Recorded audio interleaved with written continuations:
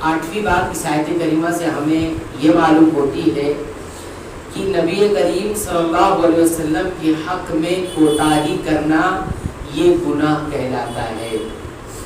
اللہ کے رسول صلی اللہ علیہ وسلم کے حق میں کوتاہی کرنا اور اس میں برابر کام نہ لینا یہ گناہ ہوتا ہے.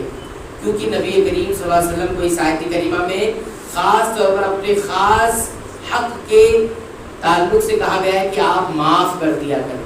یہ کس کے بارے میں؟ دوسرے کے بارے میں نہیں. فاعف عنہم، آپ انہیں معاف کر دیا کریں. تو آپ کا جو خاص حق ہے اس میں اگر کوئی کوتاہی کرتا ہے تو آپ انہیں معاف کر دیجیے. لیکن اتنا کہنے کے بعد یہ نہیں کہا. اتنا کہنے کے بعد ایک اور حکم دیا گیا. کیا حکم دیا گیا؟ واستغفر لہم، اور ان کے حق میں آپ مغفرت کی دعا کریں. آپ معاف کر دیا کریں تو آپ نے معافی دے دی نا. تو جب نبی کریم صلی اللہ علیہ وسلم کہا کہ آپ معاف کر دیا کریں تو یہ آپ کے حق میں کچھ کوتاہی ہوئی تو آپ نے معافی کا حکم دیا اللہ تعالیٰ نے آپ کو. لیکن بعد میں یہ کہا کہ واستغفر لہم، ان کے لیے مغفرت کی دعا بھی کرو. اس سے یہ پتا چلا کہ جو نبی کا حق ہوتا ہے وہ عام حقوق کے برابر نہیں ہوتا بلکہ اس سے کہیں زیادہ ہوتا ہے. نبی کا ہم پر دو طرح کا حق ہے. ایک تو حق الاسلام، نبی اسلام لائے، یہ ایک حق ان کے پاس ہے. دوسرا حق الرسالہ، وہ رسالت کے بھی حق رکھتے ہیں. اس وجہ سے ہم یہ سمجھیں گے کہ انسانوں میں سب سے بڑا حقوق کس کا ہے؟ نبی کریم صلی اللہ علیہ وسلم. کیونکہ یہ حکم باقاعدہ دینا کہ ان کے لیے مغفرت کی دعا کریں یہ بہت بڑی چیز ہے. ایک آدمی معاف کر رہا ہے لیکن پھر بھی ان کے لیے مغفرت کی دعا کرنی ہے. یہ نبی کو حکم دیا گیا کہ یہ جو کوتاہی ہوئی نا آپ کے حق میں یہ معمولی نہیں ہے. آپ کو ان کے حق میں دعا کرنے کی تب یہ معاف ہوگا، ویسے نہیں معاف ہوگا. آپ سوچیے کتنا بڑا حق ہے نبی کریم صلی اللہ علیہ وسلم. تو یہ کہا جاتا ہے جیسے مثال کے طور پر اگر کسی نے ایک عام شخص کو گالی دے دی اس کے حق میں تو یہ کافر نہیں ہو جائے گا، لیکن نبی کو کوئی گالی دے کافر ہو جائے گا. سمجھ میں آئی بات اب کہ دونوں کا حق برابر نہیں ہے. ایک عام مسلمان کو، ایک عام مومن کو اگر کسی نے گالی دی تو اس سے وہ کافر نہیں بن جاتا. لیکن حالانکہ کفر کی بات اس کے بارے میں بھی کہی گئی، لیکن نبی کو اگر کسی نے گالی دے دی، کوئی برا بھلا کہہ دیا، وہ کافر ہو جاتا ہے. یاد رکھیں. کیوں؟ کیونکہ نبی کا حق بہت بڑا ہے. ٹھیک ہے، تو یہ اس آیت کریمہ سے معلوم ہوئی. فاعف عنہم، آپ انہیں معاف کر دیجئے تو بات کرنا ختم ہو جاتی. لیکن یہ کہا کہ نہیں ان کے لیے مغفرت کی دعا کریں. تو نبی کے حق میں کوتاہی کرنا کوئی اللہ کے حق میں کوتاہی کرنا. اور نبی بات اس آیت کریمہ سے 9 نمبر پر جو چیز سیکھنے کو ملی ہے وہ یہ کہ اس آیت کریمہ میں مشورے کا حکم دیا گیا کہ نبی کریم صلی اللہ علیہ وسلم آپ اپنے معاملات میں مشورہ بھی کیا کریں، لوگوں سے رائے لیا کریں. اس کو مشورہ کہتے ہیں. ٹھیک ہے، فرمایا وَشَاوِرْهُمْ فِي الْأَمْرِ، یہ مشورہ کیا کیجیے. یہ نبی بات ہمیں معلوم ہوئی.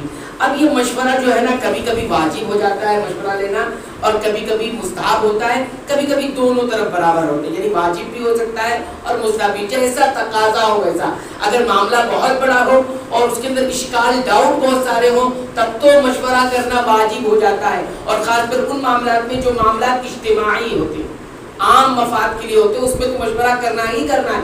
بہت سارے لوگ ذمہ داری اجتماع کی لے لیتے ہیں، یعنی عام معاملات کی ذمہ داری تو لے لیتے ہیں، مشورے نہیں کرتے. یا آپ کا گھر نہیں ہے یا آپ کے اکیلے کا پرسنل معاملہ نہیں ہے بلکہ معاملہ اجتماعیت کا ہے، تو آپ ایسی صورت میں مشورہ ضرور کیا کریں. واجب ہے ایسی صورت میں. اور جو نہیں کرتا وہ خائن کہلائے گا اور گنہگار کہلائے گا. اور اگر معاملہ چھوٹا ہے، اس میں ڈاؤٹس کم ہے اور اس میں انسان کو اتنی سمجھ کی ضرورت نہیں ہے تو مستحب ہے. اگر کر لے تو اچھی بات ہے مشورہ، چند اچھے لوگوں سے مل کر مشورہ کر لے تو ٹھیک ہے، نہیں بھی کرے تو کوئی مسئلہ نہیں ہے. لیکن جیسا تقاضا ہوگا ویسا اس چیز کو رہے گا. اس کے بعد 10ویں بات اس آیت کریمہ سے یہ معلوم ہوتی ہے کہ مشورہ کرنے کا جو حکم دیا گیا ہے اس کی ایک حکمت ہے. کچھ حکمتیں ہوا کرتی ہیں اور بہت بڑی بڑی حکمتیں ہیں مشورہ کرنے، اور بہت سارے فوائد بھی ہیں، بہت سارے فائدے ہوتے ہیں مشورہ کرنے سے. آدمی کو مشورہ کرنا چاہیے. تو یہاں پر 9 فائدوں کا تذکرہ کیا گیا جو میں آپ کو مختصر سے وقت میں ذکر کر دیتا ہوں. پہلا فائدہ تو یہ بتایا جا رہا ہے کہ مشورے کا جو حکم دیا گیا ہے تو مشورے کی حکمت یہ بھی ہے کہ مشورہ کرنے سے یہ ہوتا ہے کہ جو امیر ہوتا ہے، جو بڑا ہوتا ہے نا، وہ اپنی رائے تھوپ نہیں سکتا ظلم و زیادتی کر کے. مشورے میں کیا ہوتا ہے کہ ظلم و زیادتی کر کے کہ میری رائے ٹھیک ہوگی، میری رائے تھوپی جائے، یہ نہیں کر سکتے، بہت بڑا فائدہ ہے۔ کبھی کبھی ہوتا ہے نا مشورہ انسان نہیں کرتا، اپنے سے سارے فیصلے لیتا رہتا ہے، تو ظلم و زیادتی کر کے اپنے ہی رائے رکھتا ہے، میرا فیصلہ یہی ہے، میری رائے یہی اور یہی ہونی چاہیے۔ تو یہ اس چیز کو ظلم و زیادتی کو روکنے کے لیے مشورے کا حکم دیا گیا ہے، پہلا فائدہ۔ دوسرا فائدہ، امت کو اس بات کا عادی بنایا جا رہا ہے کہ اپنے جو اجتماعی معاملات ہیں اس میں ہمیشہ غور و فکر کرتے رہنے کا، ہمیشہ غور و فکر، تاکہ کسی بھی معاملات میں کم سے کم نقصان پہنچے اور فائدہ زیادہ سے زیادہ پہنچے۔ ابھی مشورے سے ہی ہوگا، جب انسان امت کا ہر فرد اپنے اجتماعی معاملات میں، خاص طور پر چاہے خاندانی مسئلہ ہو چاہے اجتماعی مسئلہ ہو، اس مسئلے میں اگر مشورہ کرتا ہے تو اس سے وہ غور و فکر کی صلاحیت پیدا ہوتی ہے کہ کہاں کس پوائنٹ پہ ہم سوچ سکتے ہیں، کہاں نقصان پہنچ سکتا ہے، کہاں فائدہ پہنچ سکتا ہے۔ یہ جو غور و فکر کی جو عادت ہے نا، یہ مشورے سے آتی ہے۔ یہ کس سے آتی ہے؟ مشورے سے آتی ہے۔ یہ دوسرا فائدہ۔ تیسرا فائدہ، مشورے کا ایک بہت بڑا فائدہ یہ ہوتا ہے کہ انسانوں کے اندر تواضع والی کیفیت اور صفت پیدا ہوتی ہے۔ تواضع سمجھتے ہیں؟ اللہ کے لیے اپنے آپ کو چھوٹا بنا لینا۔ اور جو مشورے نہیں کرتا وہ متکبر ہوتا ہے۔ کیا ہوتا ہے؟ اس کے اندر تواضع نہیں ہوتی۔ تواضع اس کے اندر ہوگا جو مشورہ لے رہا ہے، بھائی یہ ایک مسئلہ پیدا ہے، آپ کی کیا رائے ہو سکتی ہے، تو یہ تواضع ہے، یعنی اس کی رائے کو ریسپیکٹ دینا، عزت دینا، احترام کرنا اور سننا۔ یہ تواضع کی ایک طرح سے صفت پیدا کرنا اپنے۔ تواضع اللہ کو بہت پسند ہے کہ جو اللہ کے لیے اپنے آپ کو چھوٹا بناتا ہے، اپنی رائے کو نیچے رکھ لیتا ہے، اللہ تعالیٰ اس کو بلند کر دیتا ہے۔ یہ تیسرا فائدہ ہوتا ہے۔ چوتھا فائدہ یہ ہوتا ہے مشورے کا، مشورہ طلب کرنا، لینا، رائے ایک دوسرے کی سننا۔ اس سے کیا ہوتا ہے، ایک امت میں اویئرنیس، جس کو ہم کہہ سکتے ہیں چست اور پھرتیلا بنانا ہے۔ یہ نہیں کہ آدمی سست اور کاہل رہے، بلکہ امت کے افراد ہر وقت رائے پر غور کرتے رہے، اس کے مطابق رفاہ عام جو ہوتا ہے، یعنی عام فائدے کے لیے کام کرتے رہے۔ جب آدمی سوچے گا، مشورے کرے گا، اس کے اندر کیا ہوتا ہے، پازیٹیوٹی پیدا ہوتی ہے، مثبت انداز میں سوچنے کا جذبہ پیدا ہوتا ہے اس کے اندر۔ ایک آدمی ہوتا ہے ہمیشہ منفی سوچتا ہے، کیوں؟ مشورے نہیں کرتا، سنتا نہیں یہ باتوں کو، تو وہ منفی سوچتا رہتا ہے ہر کسی کے بارے میں۔ کہتے ہیں نا کہ جو جیسا ہوتا ہے ویسے ہی سوچتا ہے۔ چور اپنے سامنے رکھے ہوئے چور ہی سمجھتا ہے۔ ایک آدمی خود بیمان ہے، اتنے سارے معاملات میں بیمانی کر رکھا ہے، تو سامنے رکھے بیمان سمجھتا ہے۔ تو جیسا وہ ہوتا ہے ویسے ہی دوسروں کو سمجھتا رہتا ہے۔ لیکن ایک آدمی غور و فکر کرتا ہے اپنے آپ پر، دوسروں پر بھی غور و فکر کرتا ہے، مشورے کرتا ہے، تو اس سے کیا ہوتا ہے، وہ نشید کس کو کہتے ہیں، پھرتیلا ہوتا ہے، ہر کام میں چاق و چوبند ہوتا ہے۔ لیکن مشورے نہیں کرے گا تو چاق و چوبند نہیں رہے گا۔ اور بسا اوقات کیا ہوتا ہے، بسا اوقات جب مشورے نہیں کرتا ہے انسان تو نقصان یہ ہوتا ہے، اتنا بڑا معاملہ ہو گیا، ہمیں پوچھا ہی نہیں گیا، ہم سے نہ مشورہ لے گیا، ہمیں کچھ پتہ ہی نہیں ہے کیا ہو رہا ہے کیا نہیں ہو رہا۔ لوگ کہتے ہیں نا، کیوں کہتے ہیں؟ کیونکہ جب مشورہ نہیں کرے گا تو ایسے ہی ہوگا۔ تو چند ایک ایسے لوگوں کو لے کر جو صاحب عقل ہو، جو صاحب و فہم و فراست ہو، ان کو لے کر انسان مشورہ کرے۔ یہ چوتھی چیز ہوگی۔ پانچویں چیز، جب بہت ساری رائے آ جاتی ہے سامنے، اب ایک معاملے میں آدمی مشورہ کر رہا ہے، بہت ساری رائے سامنے آ گئی اور سب کی نیت اچھی ہے، تو اللہ تعالیٰ ایسے معاملے کو بڑے اچھی جگہ لے جاتا ہے، اس میں آدمی درستگی تک پہنچتا ہے، صحیح فیصلہ لیتا ہے، اور ایسے فیصلے ہوتے ہیں جو خیر پر مبنی ہوتے ہیں، اس میں خیر اترتا ہے، کہیں فساد نہیں ہوتا۔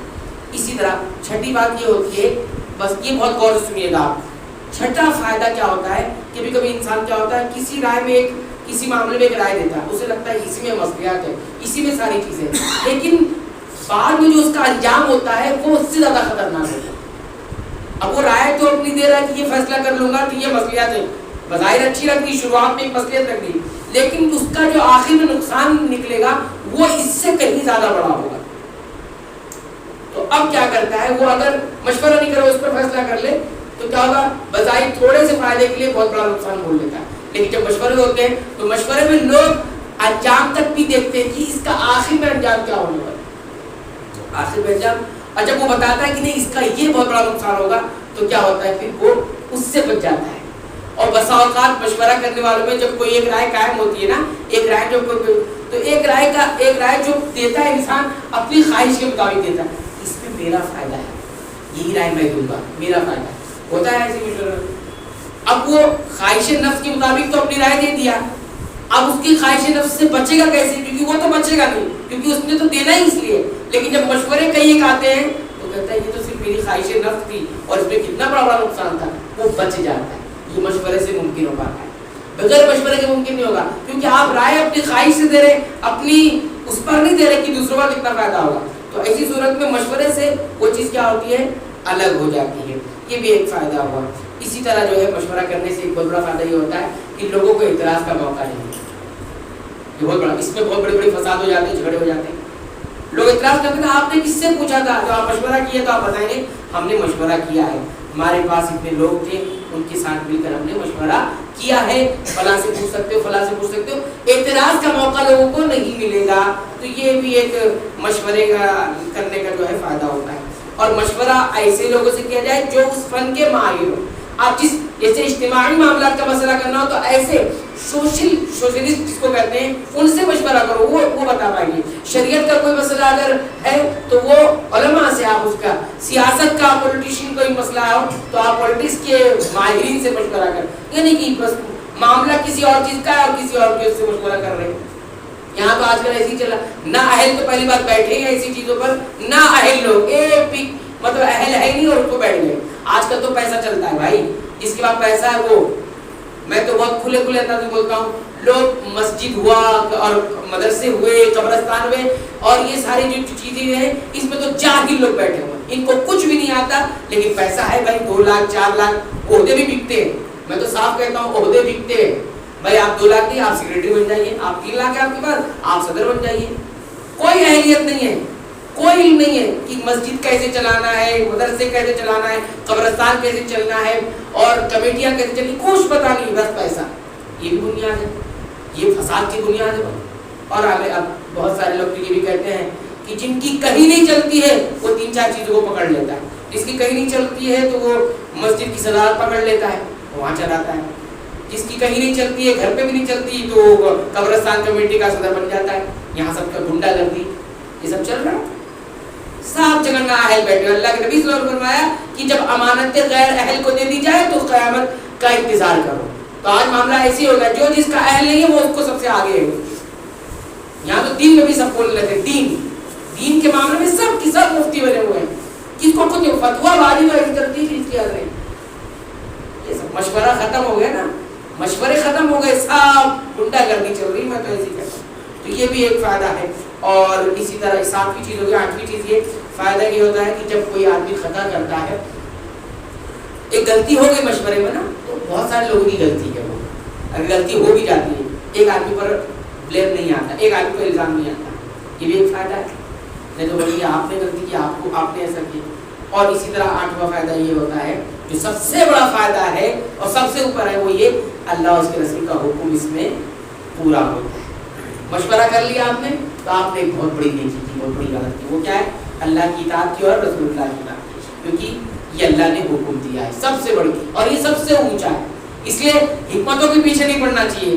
علماء کیا کہتے ہیں، یہ نماز پڑھنے کی کیا کیا حکمت ہے، اس سے کیا کیا فائدہ ہو. ارے فائدہ سب سے بڑا یہ ہے کہ اللہ کی اطاعت ہو جاتی ہے، رسول اللہ کی اطاعت ہوتی ہے. سب سے بڑی حکمت یہ ہے کہ اللہ نے حکم دیا، رسول اللہ نے حکم دیا، بس اس کو کہتے ہیں مومن.